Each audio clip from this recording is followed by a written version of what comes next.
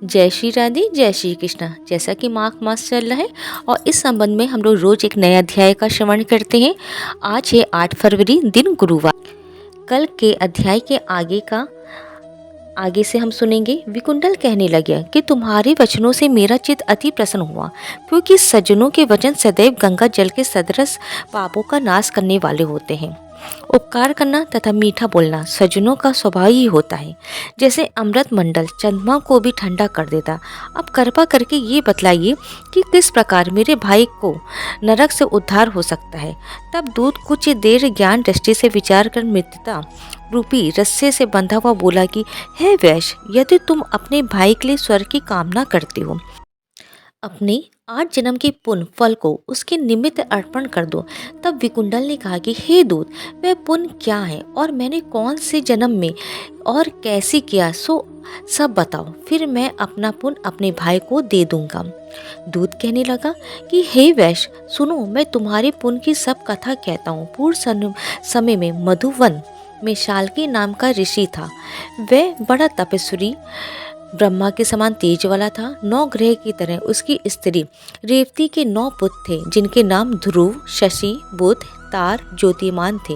इन पांचों ने गृहस्थाश्रम धारण किया तथा निर्मोह, जितेमय, ध्यान निष्ठ और गुण तक ये चारों संन्यास ग्रहण कर वन में रहने लगे। ये शिखा सूत से रहित पत्थर और सोने को समान ही समझते थे। जो कोई अच्छा या बुरा उनको अन्न देता वही खा लेते, और कोई कैसा ही कपड़ा दे देता उसको ही पहन लेते। सदैव ब्रह्मा के ध्यान में लगे रहते। इन चारों ने व्रत, शीत, निद्रा, आहार सबको जीत लिया। बस चर अचर को विष्णु रूप में समझते हुए मौन धारण करके संसार में विचरते थे। ये चारों महात्मा तुम्हारे घर आए। जब तुमने मध्याह्न के समय भूखी प्यासे इनको आंगन में देखा तो तुमने गदकन से आंखों में आंसू भर गए। इनको नमस्कार करके इनका बड़ा आदर सत्कार किया।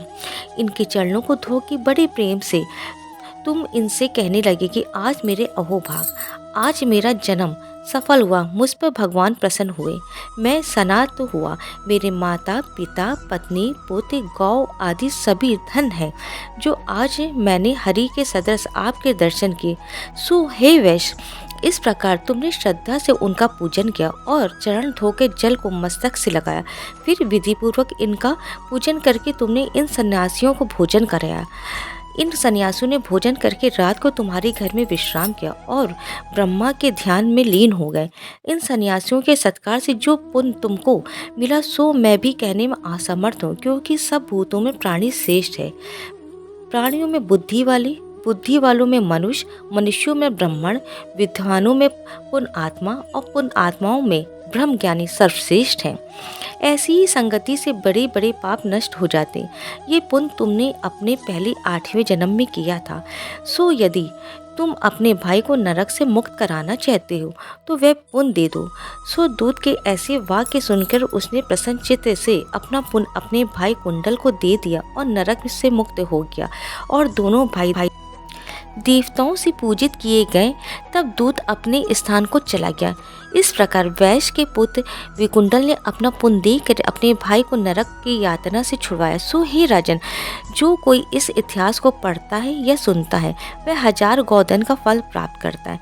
इसके आगे का अध्याय कल की कथा में हम लोग सुनेंगे। अगर आपको मेरा वीडियो पसंद आता है तो ज़्यादा से ज़्यादा वीडियो को शेयर कीजिएगा, चैनल को सब्सक्राइब कीजिएगा और लाइक करके कमेंट में जय श्री राधे कहिएगा।